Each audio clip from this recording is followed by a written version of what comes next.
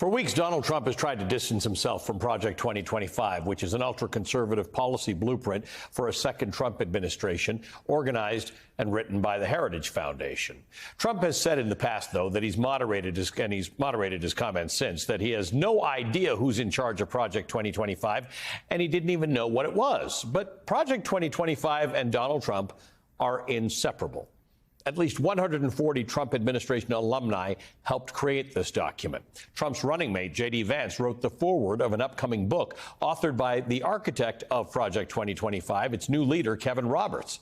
Today, we learned that publication of that book has been conveniently delayed until a week after the election. And tonight, the Washington Post reports that in April 2022, Donald Trump shared a 45-minute private flight with Roberts en route to a Heritage Foundation conference where Trump said in a keynote address, quote, "The group's policy proposals are going to lay the groundwork and detail plans for exactly what our movement will do," end quote.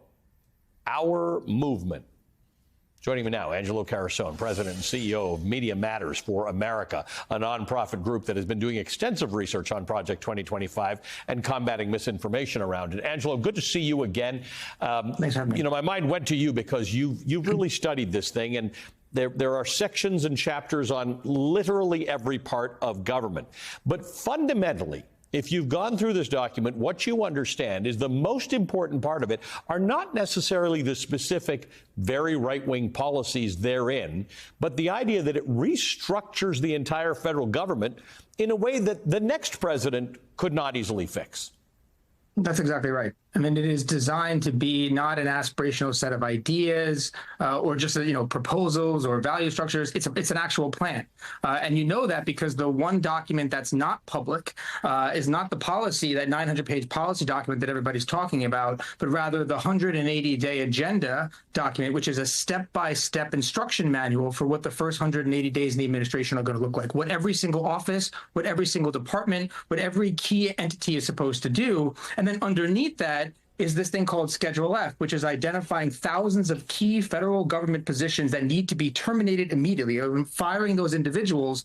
And already they have a database of more than 4,000 people that they pre-vetted that would immediately be slotted into those roles. So it's both a transition team and a deep plan already baked into one. And the design here, as you noted, is to restructure government and also do it in such a way that it can't really be unwound, but rather worse, turn it into an instrument of Donald Trump's revenge. So this Schedule F, the most boring thing I've ever heard in terms of a name, and meant to not make you think of anything, except that what we don't think about, whether you are from the United States or Canada or the UK or Germany or France or any of these places, is that you don't know the names of the people in the civil service by design.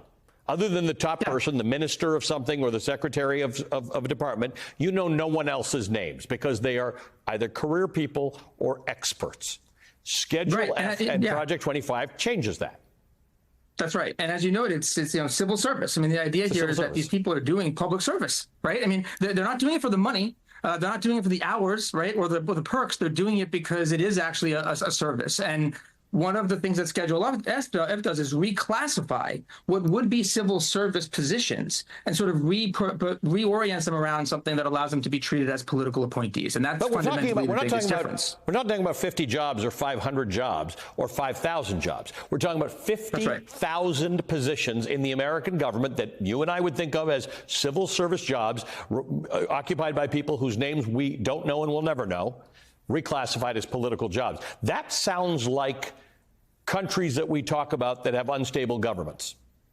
That's right. And if you think about this in the context of what the right wing has railed against, not just their ideas, but one of the things that we heard over and over and over again was that there was the deep state that was stopping Donald Trump from implementing a lot of the policies that the rest of the right wing really wanted. And this is really a way to sort of go at what the right wing has identified as the deep state. And ultimately, that's just, as you noted, it's the civil servants. But that's why they see this as a mechanism. And this is the part that's so scary about it. It's not just what's being proposed. It's that they actually, unlike last time around when Trump got into office and, after he lost the last election, this time they actually have a resourced plan and the personnel to implement it. And what you're seeing seeing here with sort of this backsliding around Project 2025 or attempts to do that is, you notice that they're not really rejecting the notions around it or the ideas, and there's sort of this wink and a nod and a dance, and even the way they're doing it is kind of lying, as this most recent video, picture sort of illustrates. And that's the part that's so unsettling. They know it's not popular, but they're bent on sort of implementing it, and we should all be deeply concerned about it. And Kevin Roberts, the guy who